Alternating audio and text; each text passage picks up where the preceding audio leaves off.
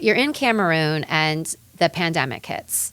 What happens? You were supposed to still be in Cameroon for a little while longer, right? Mm-hmm. Yeah, so I was still supposed to be in Cameroon, but they ended up evacuating us, and that was kind of a jarring experience, Yes. I would say. Yes. We had to leave immediately. They gave us 24 hours notice. They were like, pack up your things and get out. Wow. And they put us on planes. We had to go to Ethiopia first and then flew back to the United States. And so you had to say goodbye to your yeah, partner at the time. Mm-hmm. And it happened so fast. Like, I didn't even really have time to say goodbye to people in my village because I had a 16-hour trip ahead of me. I had to get to the capital. Yeah. So I said like very brief goodbyes to everybody, which was really sad. And then I didn't even really get to see my husband before I left. So because he was working in a different city at the time. So we left we knew we had applied for the fiancé visa. So we knew he was eventually coming to the United States. So you're already in the process of getting him over. Okay. Yeah. And so you come back home after living in Cameroon in your little house in your little village. Mm-hmm.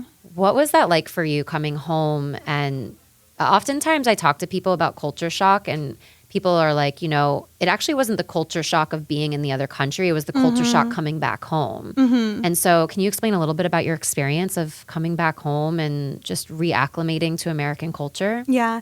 So coming back home was a really difficult process for me. I wasn't used to having so many luxuries, number one, and it almost kind of made me angry how much people took advantage of those things and just had I noticed that a lot of people didn't respect the things that they had, which was really, really frustrating for me because I had lived with so much less for almost 3 years. Yeah.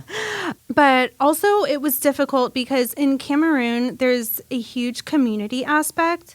People would come by your house all hours of the day. For me, I was always with somebody when I was in Cameroon. I was very rarely in my house by myself unless I was sleeping. So coming home and not having that community aspect, all of my friends that I had when I came home had moved away. So I didn't really have friends living in South Florida anymore. But even just like American culture, you don't really pop into someone's house without letting them know first or them inviting you. And so getting used to that was a little bit difficult as well. Making new friends was hard when I came back because, there's just not as many places where you can meet people and people aren't as open as they were in Cameroon. So that was also pretty hard as well. Yeah. Mm-hmm.